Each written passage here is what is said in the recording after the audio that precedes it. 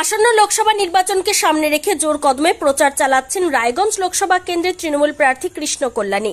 প্রচার কর্মসূচিতে পৌঁছে যাচ্ছেন লোকসভা কেন্দ্রের বিভিন্ন এলাকায়। পিছিয়ে নেই দলীয় নেতা কর্মী সমর্থকেরাও। বৃহস্পতিবার ইসলামপুরে মমতা বন্দ্যোপাধ্যায়ের জনসভা থেকে সরাসরি পৌঁছে যান চাকুলিয়া বিধানসভা কেন্দ্রের বেলন গ্রাম পঞ্চায়েত ও কানকি গ্রাম পঞ্চায়েতের এলাকায়। কখনো হুট খোলা গাড়ি করে, কখনো আবার পায়ে হেঁটে বাড়ি বাড়ি গিয়ে সাধারণ লোকের সঙ্গে কথা বলেন। এমনও চিত্র দেখা যায়, কেউ কেউ আবার প্রার্থীর হাতেই টাকাও তুলে দেন, কেউ আবার মালা পরাচ্ছেন। এলাকায় প্রচার কর্মসূচিতে উপস্থিত হন চাকুলিয়া বিধানসভা কেন্দ্রের বিধায়ক মিনাজুল আরফিন আজাদ। দলীয় নেতা কর্মী সমর্থকদের নিয়ে তিনি বাজার এলাকার বিভিন্ন দোকানে যান, শোনেন তাদের কথা। এমনকি এদিনের প্রচারে রাজ্য সরকারের বিভিন্ন উন্নয়নমূলক প্রকল্পের কথা তুলে ধরেন। প্রার্থীর হয়ে ভোট প্রার্থনাও করেন। এদিন তার সঙ্গে প্রচার কর্মসূচিতে সামিল হয়েছিলেন জেলা পরিষদের সদস্য শাহিদ সিদ্দিকী, মহিলা তৃণমূল ব্লক প্রেসিডেন্ট ললিতা কর্মকার, মাসরুল আলম সহ অন্যান্য নেতৃত্ব।